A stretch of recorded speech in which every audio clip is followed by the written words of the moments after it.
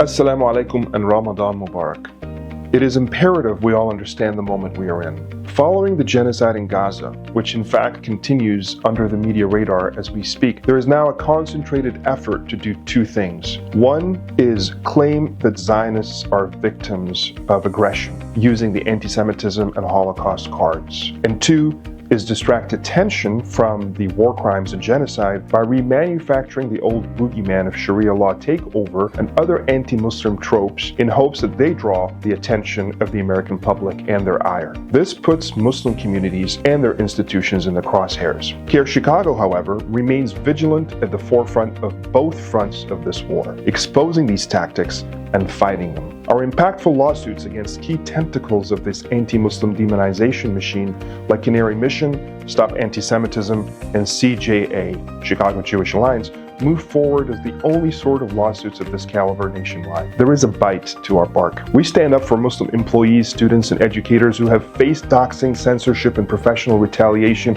for daring to stand up for human rights. These attacks are not just attacks on individuals. They are attacks on our freedom, our dignity, and our collective humanity. We continue with our strong media engagement to ensure that alternative factual narratives break into mainstream media to challenge the monopoly of false narratives. We are taking a lead in the fight against forced disappearances of our most vulnerable neighbors in Muslim, Latino, African, and Asian communities with the creation of the Chicago United Families Coalition, CUFC, in a challenge to Trump's heavy-handed ICE tactics. Our prison project is expanding with a growing team of legal and subject matter experts to ensure that the systemic discrimination against incarcerated Muslims trying to practice their faith is challenged and reversed. Our dedicated Travelers Assistance Project, TAP-US, continues to provide round-the-clock free assistance to Muslim travelers facing undue harassment at Chicago airports, the only program of its kind nationwide. We also launched goodshelf.org